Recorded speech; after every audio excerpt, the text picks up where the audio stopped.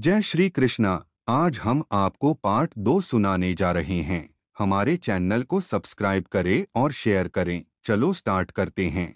आपके मतभेद अगली पीढ़ी के लिए बाधा ना बने। कम ही लोग जानते हैं कि जिस दुर्योधन के खिलाफ कृष्ण ने आजीवन पांडवों का साथ दिया, उसकी मौत का कारण भी कृष्ण की कूटनीति बनी। वो ही दुर्योधन रिश्ते में कृष्ण का समधी भी था।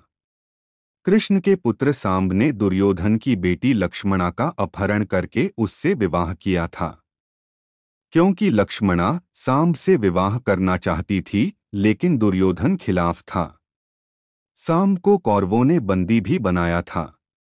तब कृष्ण ने दुर्योधन को समझाया था कि हमारे मतभेद अपनी जगह हैं, लेकिन हमारे विचार हमारे बच्चों के भविष्य में बाधा नहीं बनने चाहिए। दो परिवारों के आपसी झगड़े में बच्चों के प्रेम की बलि न चढ़ाई जाए। कृष्ण ने लक्ष्मणा को पूरे सम्मान के साथ अपने यहाँ रखा। दुर्योधन से उनका मतभेद हमेशा रहा, लेकिन उन्होंने उसका प्रभाव कभी लक्ष्मणा और सांब की गृहस्थी पर नहीं पड़ने दिया। 7. शांति का मार्ग ही विकास का रास्ता है। कृष्ण ने महाभारत युद्ध के पहले शांति से समझौता करने के लिए पांडवों और कौरवों के बीच मध्यस्थता की। हालांकि दोनों ही पक्ष युद्ध लड़ने के लिए आतुर थे, लेकिन कृष्ण ने हमेशा चाहा कि कैसे भी युद्ध टल जाए। झगड़ों से कभी समस्याओं का समाधान नहीं होता है। शांति के मार्ग पर चलकर ही हम समाज का रचनात्मक विकास कर सकते हैं। कृष्ण ने समाज की शांति से मन की शांति तक दुनिया को ये समझाया कि कोई भी परेशानी तब तक मिट नहीं सकती जब तक वहां शांति ना हो, फिर चाहे वो समाज हो या हमारा खुद का मन। शांति से ही सुख मिल सकता है, साधनों से नहीं। 8. हमेशा दूरगामी परिणाम सोचें। महाभारत में जुए की घटना के बाद पांडवों को वनवास हो गया। कृष्ण ने अर्जुन को समझाया कि ये समय भविष्य के लिए तैयारी करने का है। महादेव शिव, देवराज इंद्र और दुर्गा की तपस्या करने को कहा। कृष्ण जानते थे कि दुर्योधन को कितना भी समझाया जाए, वो पांडवों को कभी उनका राज्य नहीं लौटाएगा। तब शक्ति और सामर्थ्य की जरूरत होगी।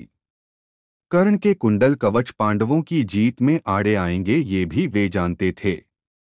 उन्होंने हर चीज पर बहुत दूरगामी सोच रखी। कोई भी फैसला तात्कालिक आवेश में नहीं लिया। हर चीज के लिए आने वाली पीढ़ियों तक का सोचा। यही सोच समाज का निर्माण करती है। 9. हर परिस्थिति में मन शांत और दिमाग स्थिर रहे। पांडवों के राजसूय यज्ञ में शिशुपाल कृष्ण को अपशब्द कहता रहा। छोटा भाई था, लेकिन मर्यादाएं तोड़ दीं। पूरी सभा चकित थी, कुछ क्रोधित भी थे, लेकिन कृष्ण शांत थे, मुस्कुरा रहे थे। शांति दूत बनकर गए तो दुर्योधन ने अपमान किया। कृष्ण शांत रहे। अगर हमारा दिमाग स्थिर है, मन शांत है, तभी हम कोई सही निर्णय ले पाएंगे। आवेश में हमेशा हादसे होते हैं, ये कृष्ण सिखाते हैं। विपरीत परिस्थितियों में भी कभी विचलित नहीं होने का गुण कृष्ण से बेहतर कोई नहीं जानता। 10. लीडर बने, श्रेय लेने की होड़ से बचें। कृष्ण ने दुनिया भर के राजाओं को जीता था।